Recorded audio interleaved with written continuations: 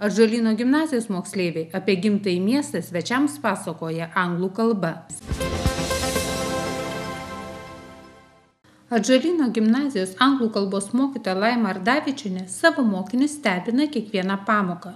Ji privalomą ugdymo programą praturtina neįprastomis užduotimis ar netgi svečiais. Darant projektą praeitais metais, ieškojau įdomesnės informacijos moksleiviams pateikti ir radau video, kuriame buvo žydų vestuvės. Na ir taip maniau, kad, sakykime, moksleiviams visai įdomu būtų susipažinti su kita kultūra per vestuvių papročius. Ir tie papročiai buvo labai gražiai, taip įdomiai pateikti mano supratimu, mano akiai peržiūrėjus tą video buvo.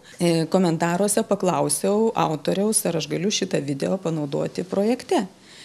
Ir tas autorius, tai pasirodo, buvo Ilai Rabinovič, kuris atrašė man, taip, kur jūs naudosite tą video medžiagą, man būtų įdomu pažiūrėti, kur jūs dėsite tą video medžiagą. Na, aš papasakoju apie savo projektą, apie Kėdainius, apie Kėdainių žydų bendruomenę ir jis tada sako, tu gal ir nustebsi, bet aš taip pat esu kilęs iš Kėdainių.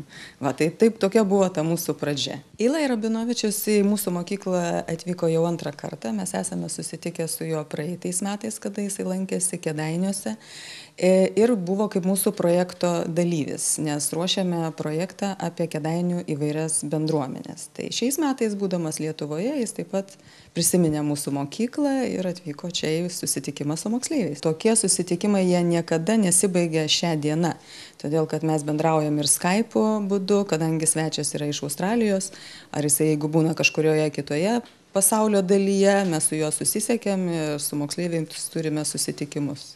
Šią savaitę mokytojos kvietimu atžalyniečius aplankęs jau pažįstamas mokiniams svečias iš Australijos, Elis Rabinovičius, pasakojo, turi šaknų Kėdainiuose. Well, it's the third time I've been here, and it is what I would call my home in Lithuania, my shtetl. Man gera aplankyti Lietuvą ir tas vietas, iš kur kilę mano seneliai, kur gyveno žydai.